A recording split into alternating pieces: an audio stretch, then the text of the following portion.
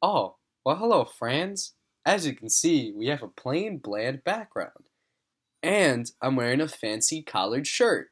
And I got on a pair of glasses. And that is because I need to be in hipster mode to talk about the new Arctic Monkeys record today. Arctic Monkeys is a British indie rock band who exploded on the scene in a big way back in 2006, and they dropped Whatever People Say I Am, That's What I Am. Also, their album Favorite Worst Nightmare was the very next year, 2007, which was a pretty good follow up. It seemed like they had such a variety to their sound, although it did stick to a lot of the British rock and indie rock roots that they were inspired by. Like, you could see they would wear their influences on their sleeve a little bit, but they still had a unique sound that was very captivating. And the lead singer had a very dynamic, unique voice that really is what sold me on the band initially. Now, later in 2013, they released AM. They start to become a more commercial band, signing to Domino Records. And this album had a lot of highlights, like Do I Want to Know, Are You Mine, Why'd You Only Call Me When You're High, I Want to Be Yours, Snap Out of It. Arabella was one of my favorite because I do very much enjoy Albert Camus' work, so to hear that they did a song kind of inspired by one of his characters, I thought was an interesting take, especially because the song described her so well based on Albert Camus' stories. But still, although this had a lot of commercial success and they had a good sound on this, it did feel like they were trying really hard to be commercial. Like, really, really hard. Like, just really trying to throw away a lot of things about their old sound and just make more catchy, repetitive songs. But in a good way, this resulted in more catchier, groovier tunes, so I was enjoying the album quite a lot. Now they come back in 2018, in May, and they release, after, I think it was like, yeah, 5 years since their last album, they put out Tranquility Base Hotel and Casino. I read somewhere too that in 2016, it was when Alex Turner, who's one of the members of the band, received a piano for his 30th birthday, and he started playing seriously for the first time in over 20 years because that's not normally what he does in the Arctic Monkeys group. But you can see that shows on this album because it has many piano tracks. I'm not gonna lie, with the first track, Star Treatment, I noticed that their sound was different. It wasn't really the British indie rock in your face style that they had before. It wasn't as groovy or as sexy, but it was very tranquil, as the title of the album says. And I did enjoy this track for quite a while. I was like, I like that they're taking on this lounge jazz kind of vibe and sound, but after a while, this track grew very, very stale. I mean, for Star Treatment, it's a song that's 6 minutes, but really not much changes. The beat is pretty steady and similar throughout the whole thing. There's really no change in it at all. It gets pretty repetitive and stale after a while. There's even times in here where it seems like Alex Turner's vocals just kind of go offbeat a little bit, and it kind of throws the track off from like the steady groove they have going. But still, my thought was, okay, maybe his voice isn't as sexy on this or as dynamic. Maybe the instrumental's a bit simpler, and it may be bland and kind of grow stale after a while. But this could just be the opening track. Maybe in the rest of these, they'll show more variety like they did with their very early 2000s work. But no, that's not the case at all. Every song on here sounds exactly the same. It's all jazz. It's lounge jazz. Ah! Yeah, even like One Point Perspective, which is the next song. Like I really thought it was still Star Treatment, or like a part two of it or something, like a second beat. And I had to look, and I saw. I was like, oh no, it's just the same exact tempo and the same exact like stale, bland style, but in another track now.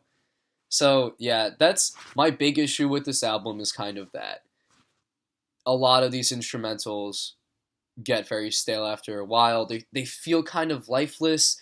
There's not much to them, where on AM they had a lot of very exciting instrumentals, and the vocals were more dynamic and had more personality, where this it just seems bland. Bland, you know? The only tracks on here I really find to be exceptionally groovy and memorable is the title track, Tranquility Base Hotel and Casino, and 4 out of 5. But this album is not getting that rating. I can guarantee that. I think one of the most boring tracks on here has to be the world's first ever monster truck front flip, which I was so excited for because that sounds like something so interesting and fun, but it just, again, was very bland, like most of this album is. Yeah, like I don't even think Arctic Monkeys do this sound all that bad. I think that if you play just the instrumental, as it says, it's a lot of tranquility, and I don't think that that aspect of it is bad. It's just that it's very hard to listen to for an entire album. I mean, let alone a 6 minute song like the intro. It just feels like they're kind of taking away a lot of things that made them an interesting band, and they're going for the sound that really just isn't them. I mean, lounge jazz could be done very well, but I don't think the Arctic Monkeys really know how to play to that style in a unique way where it is captivating still. Now, one thing I do have to give to this album is that the lyrics are kind of captivating. It seems like many songs are telling this story about like this guy who kind of, I guess, messed up his life with a lot of either drunken mistakes or mistakes for lust or something of that nature. Hence why he's at this like Tranquility based hotel and casino. However, looking at the lyrics on Genius.com, it doesn't seem like a lot of these tracks really go into one another. What I would have liked for them to do is take the story about this character and almost have it where like it's more cohesive, where each track reveals something more about him that's like relevant to what the last track did or what the next track will do. This just kind of feels like it's all over the place. It's kind of a jumbled mess of like, here's a little bit of information about this guy. Now here's something totally different about him. Here's all these like scattered, vague or specific points, but they don't really feel that cohesive when you listen to the entire album, honestly. It doesn't really say, it's not a story that says much. I think overall this is kind of a disappointment for Arctic Monkeys. There are some good things about this. I do like that they're trying a new sound. I always respect when an artist does that. I just don't think this is their sound. Or if it is, they need to come back and do this again with a album that has more of a cohesive narrative, or where Alex Turner has more personality in his vocals like he has on many of the other albums that they've put out before. Or they can just, I don't know, go back to British indie rock. Like, you do that really well, you know?